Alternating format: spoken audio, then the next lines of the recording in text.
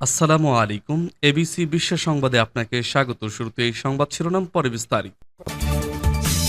জানিয়ে দিব এই মুহূর্তে পাওয়া সর্বশেষ আপডেট আন্তর্জাতিক সংবাদ। প্রথমেই জানিয়ে দিচ্ছি সংবাদ শিরোনাম। ভারত যে সিদ্ধান্ত নিলে সরাসরি হামলা চালাবে পাকিস্তান। এরপর থাকছে পাকিস্তানের বিরুদ্ধে নতুন পদক্ষেপ নিল ভারত। আরও জানিয়ে দিব তেল আবিবে সামরিক স্থাপনায় ইয়েমেনের ক্ষেপণাস্ত্র হামলা। এরপর থাকছে শরীরে আত্মঘাতী বোমা বেঁধে পাকিস্তানে যেতে চান ভারতীয় মন্ত্রী।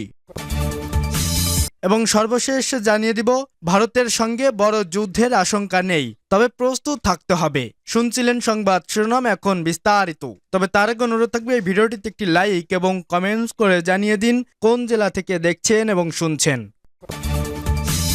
ভারত যে সিদ্ধান্ত নিলে সরাসরি হামলা চালাবে পাকিস্তান। ভারত ও পাকিস্তানের চলমান উত্তেজনা যুদ্ধের দিকে এগোচ্ছে। সীমান্তের সেনাদের মধ্যে প্রতিনিয়ত ব্যাপক গোলাগুলি হচ্ছে। মূলত কাশ্মীরের পহেলগামে হামলার পর ভারত সিন্ধু নদের পানি বন্টন চুক্তি স্থগিত করায় সমস্যা আরও জটিল হয়ে দাঁড়িয়েছে। পাকিস্তান বলছে পানি বন্টন চুক্তি স্থগিতের পদক্ষেপকে যুদ্ধের ঘোষণার শামিল।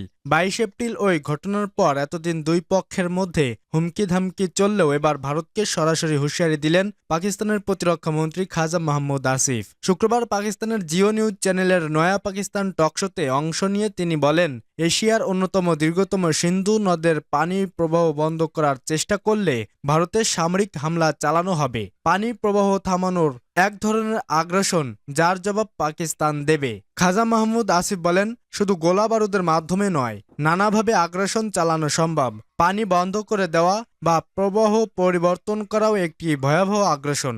এতে লক্ষাধিক মানুষ খাদ্য ও পানির সংকটে পড়বে এবং মৃত্যু অবধারিত হয়ে উঠবে। পাকিস্তানের প্রতিরক্ষা মন্ত্রী স্পষ্ট করে বলেন, ভারত যদি সিন্ধু নদের কোনো ধরনের বাঁধ বা স্থাপনা নির্মাণ শুরু করে যার ফলে পানির প্রবাহ ক্ষতিগ্রস্ত হয়, তাহলে আমরা অবশ্যই প্রতিক্রিয়া দেখব। ওইসব স্থাপনাকে লক্ষ্য করে হামলা চালানো হবে। এর আগে গত 22 এপ্রিল পহেলগামে হামলায় পাকিস্তানকে দোষারোপ করছে ভারত। তবে হামলায় জড়িত থাকার কথা শুরু থেকেই অস্বীকার এবং একটি বিশ্বাসযোগ্য ও স্বচ্ছ তদন্তে অংশ নেওয়ার প্রস্তাব দিয়ে আসছে ইসলামাবাদ। তারপরও পাকিস্তানকে দায়ী করে একাধিক পদক্ষেপ নিয়েছে ভারত। আটারি সীমান্ত বন্ধ করে দিয়ে পাকিস্তানিদের ফিরে যেতে বলা হয়েছে। সব ধরনের বাতিল হয়েছে ভিসা। সিন্ধু নদের পানি বন্টন চুক্তি স্থগিত করেছে ভারত। পাকিস্তানের বিরুদ্ধে নতুন পদক্ষেপ নিল ভারত। চলমান উত্তেজনার মধ্যে পাকিস্তানের বিরুদ্ধে আবারও পদক্ষেপ নিল ভারত। এবার পাকিস্তান থেকে সব ধরনের মালামাল আমদানি নিষিদ্ধ করেছে ভারত। ভারতীয় নিরাপত্তা এবং জননীতির স্বার্থে এই সিদ্ধান্ত নেওয়া হয়েছে বলে নরেন্দ্র মোদীর সরকার জানিয়েছে। এনডিটিভির প্রতিবেদনে বলা হয়, পাকিস্তান থেকে প্রত্যক্ষ বা পরোক্ষ সব ধরনের আমদানি নিষিদ্ধ।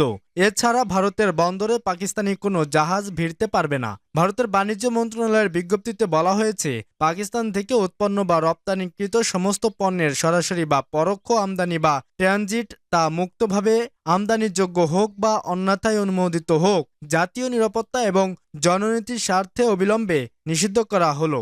যতক্ষণ না পরবর্তী নির্দেশ দেওয়া হয় তা কার্যকর থাকবে। এই নিষেধাজ্ঞার কোনো ব্যতিক্রমের জন্য ভারত সরকারের পুনঃঅনুমোদন প্রয়োজন হবে।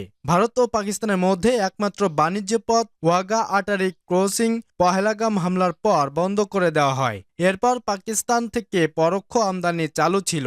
পাকিস্তান থেকে আমদানি পণ্য মূলত ঔষধ, ফল এবং তৈলবীজ। 2019 সালের পুলওয়ামা হামলার পর থেকে কয়েক বছর ধরে তা হ্রাস পেয়েছে।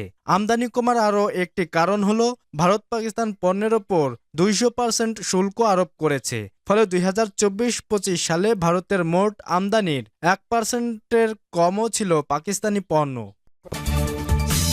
তেল আবিবে সামরিক স্থাপনায় ইয়েমেনের ক্ষেপণাস্ত্র হামলা। ইয়েমেনের সেনাবাহিনী শনিবার তেল আবিবের একটি সামরিক স্থাপনায় নতুন করে ক্ষেপণাস্ত্র হামলা চালিয়েছে। হুতি নিয়ন্ত্রিত দেশটির সশস্ত্র বাহিনীর মুখপাত্র ইয়াহিয়া সারি এক বিজ্ঞপ্তিতে এ তথ্য জানিয়েছেন। তিনি বলেন, আমরা তেল আবিবের দখলকৃত জাফর দক্ষিণে একটি ইসরায়েলি সামরিক লক্ষ্যবস্তুতে হামলা চালিয়েছি। ইয়াহিয়া সারি জানান, গাজায় নিপীড়িত জনগণের প্রতিরোধ আন্দোলনের প্রতি সংহতি প্রকাশ এবং ইসরায়েলি দখলদার বাহিনীর অপরাধ ও যুক্তরাষ্ট্রের সমর্থনে জবাবে এ হামলা চালানো হয়েছে।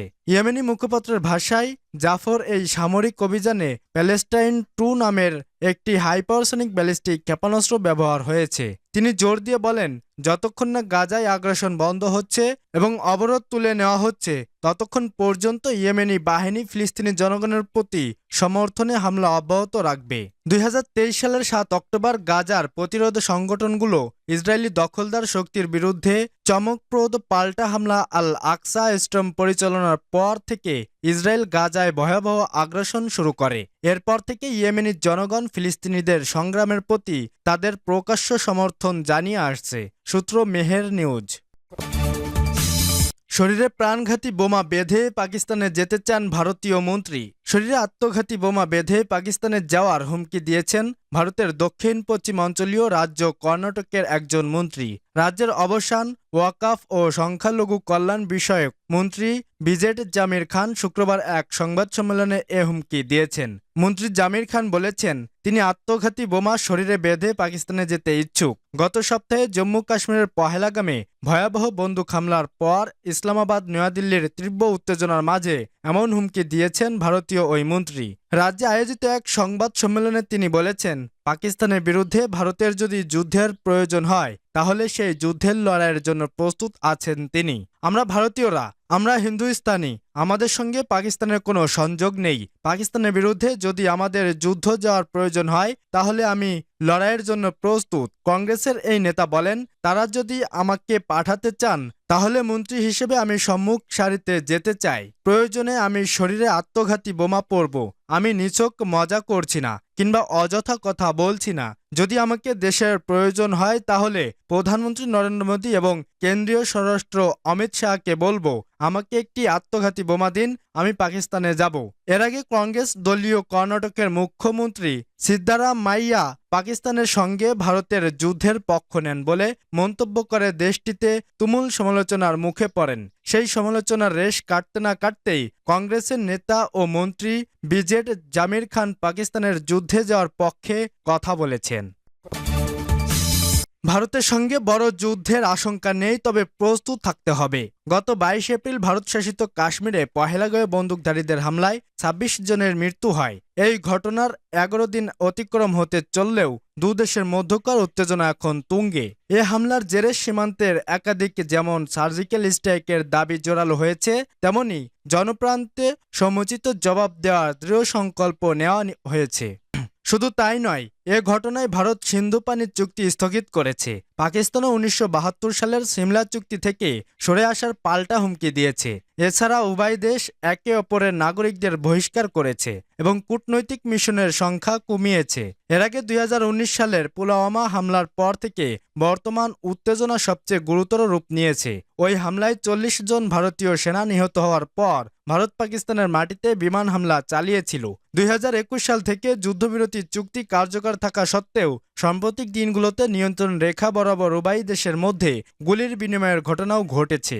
এই জটিল পরিস্থিতিতে পাকিস্তানের সাবেক জাতীয় নিরাপত্তা উপদেষ্টা মঈন ইউসুফ মনে করেন, ভারতের সঙ্গে বড় ধরনের যুদ্ধের আশঙ্কা কম, তবে পাকিস্তানের পূর্ণ প্রস্তুতি রাখা উচিত। সংবাদ মাধ্যম আল জাজিরাকে দেওয়া এক সাক্ষাৎকারে তিনি এই সংকট এবং দুই দেশের ভবিষ্যৎ সম্পর্ক নিয়ে বিস্তারিত আলোচনা করেছেন।